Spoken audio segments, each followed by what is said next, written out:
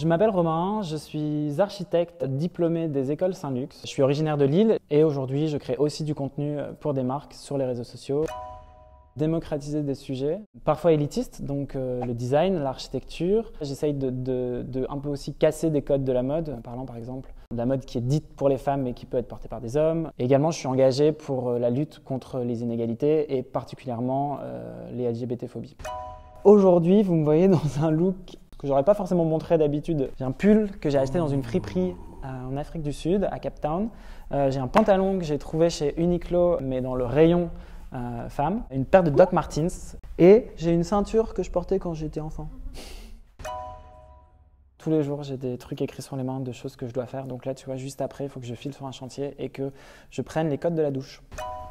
J'ai l'impression que dans ma manière de m'habiller, par exemple, je vais proportionner les choses, je vais choisir les matières, un peu comme je vais dessiner de l'architecture, en associant des couleurs entre elles, en associant des matières, la construction de la manière dont je vais m'habiller, comme je pourrais le faire pour un projet d'architecture. Ça m'arrive super souvent, je trouve qu'il y a plus de liberté dans les coupes, plus de jeu, je m'amuse plus avec des vêtements qui sont considérés comme des vêtements de femmes.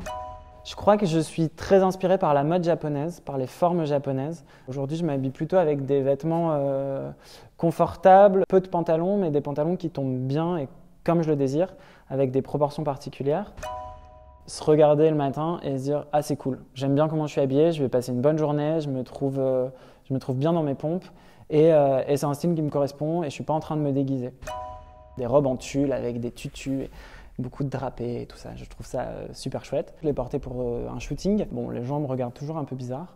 J'aime bien poster ça sur les réseaux sociaux en disant que je me sens bien dans une robe, que je me sens pas en déguisé, que j'aimerais pouvoir le faire, qu'aujourd'hui c'est difficile de le faire dans la société actuelle et que moi aussi, on m'a éduqué quand j'étais petit et que je me déguisais en princesse à me faire sentir anormal.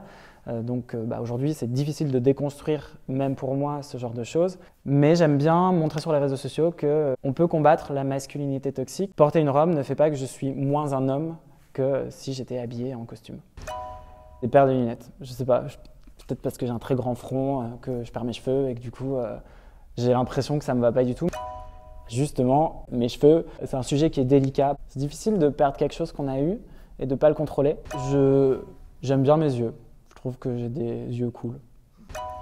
J'ai pas vraiment changé ma manière de consommer la mode parce que j'ai été super bien éduqué par une mère qui m'a déjà habillé dès le plus jeune âge en seconde main. Ma tante habillait super bien mon cousin, c'était le premier de toute notre famille, donc il était super bien habillé avec des super marques. Moi, je récupérais toutes ses fringues. Et ensuite, elle m'a aussi appris à pas acheter trop de vêtements, mais plutôt à acheter des bons vêtements.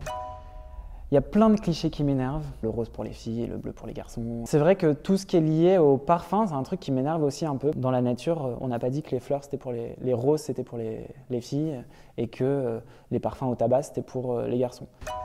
Je rêverais de porter des paires de talons et des jupes quand je vais en soirée parce que je trouve que ça fait une silhouette hyper chouette. J'aurais pas envie de m'habiller tout le temps avec des talons et des jupes, mais si j'ai envie de le faire, c'est possible et que personne ne me regardera bizarre. D'ailleurs, il y a un homme allemand qui a un compte Instagram hyper suivi, qui assume totalement.